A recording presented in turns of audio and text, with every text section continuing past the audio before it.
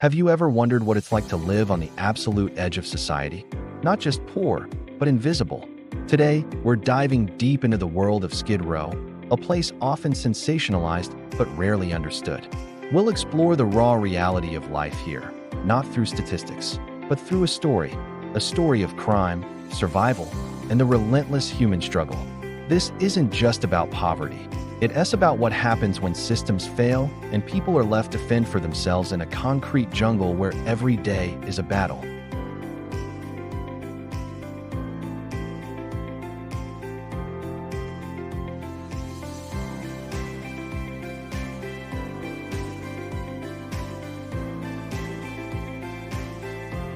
Jack is brilliant, but he's also stubborn and cynical, worn down by years of seeing the worst in humanity.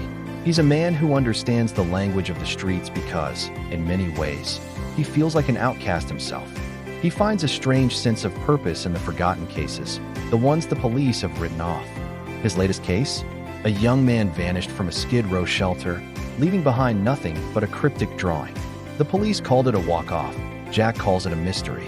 The investigation begins where the official one ended, a crowded shelter on 5th Street. Jack's presence is immediately felt. The residents, wary of outsiders, give him a wide berth. He's not a cop, but he carries that same world-weary authority. He starts by talking to the shelter manager, a tired woman named Maria who's seen it all. She tells him about the missing young man, Leo. Quiet, artistic, always sketching in a small notebook. He wasn't a troublemaker. He just disappeared one night. Maria hands Jack the notebook Leo left behind.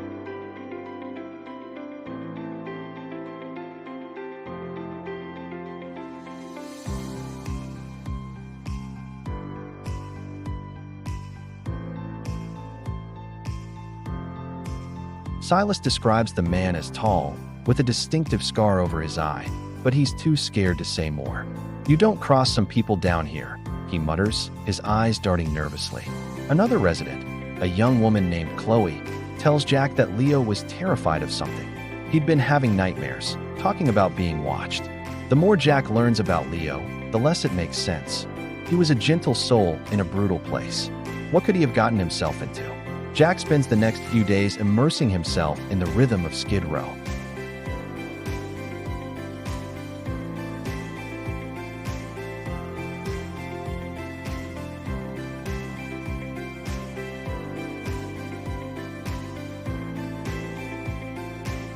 The cryptic symbols from the notebook start appearing as graffiti on alley walls, a secret language Jack needs to decipher.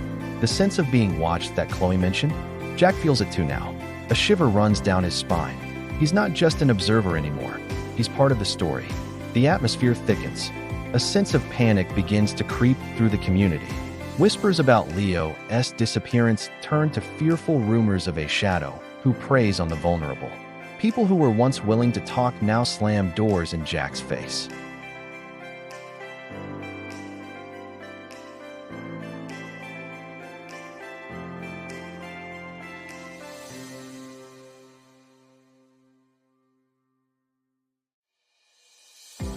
The place is abandoned, decaying, a perfect place to hide secrets.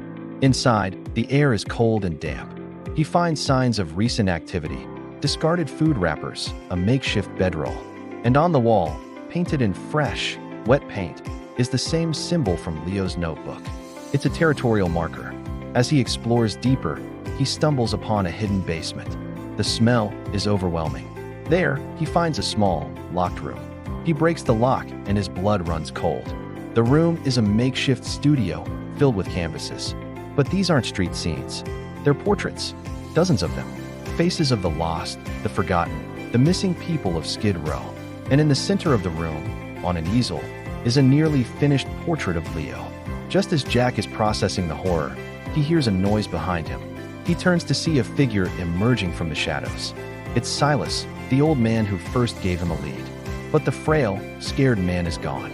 In his place stands someone with cold, calculating eyes, and a prominent scar above his eye. "You shouldn't have come here," Silas says, his voice low and menacing. He wasn't a witness. He was the gatekeeper. Silas explains that he isn't the killer. He works for someone who believes they are an angel of mercy.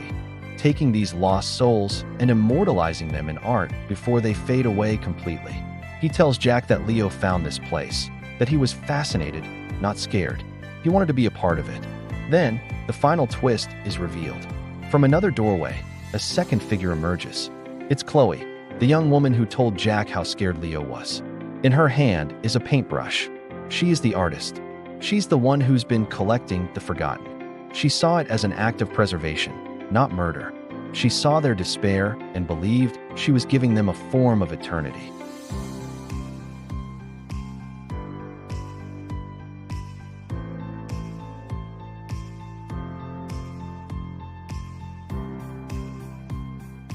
Jack is stunned. He came looking for a monster and found a tragically twisted form of humanity. He sees the logic in her madness, the desperate need to create meaning in a meaningless world. Chloe and Silas aren't just criminals. They are products of this environment, their sense of morality warped by a world that threw them away. The ending isn't a big shootout or a dramatic arrest. It's quiet, and it's devastating. Jack doesn't pull his weapon. He just looks at Chloe, at the portraits of the lost, and feels the full weight of Skid Row crash down on him. There are no easy answers here, no black and white, only endless shades of gray. The case is solved, but nothing feels right. Jack walks out of the warehouse, back into the indifferent city, leaving the ghosts of Skid Row to their secrets. He's found his missing person, but in the process, he may have lost a piece of himself. Thank you for joining us on this journey into the heart of Skid Row. Stories like this remind us that behind the statistics are real people with complex lives. If you found this narrative compelling, please hit that like button, subscribe for more deep dives, and share your thoughts in the comments below. What does a story like this make you think about our society? We'd love to hear from you. Until next time.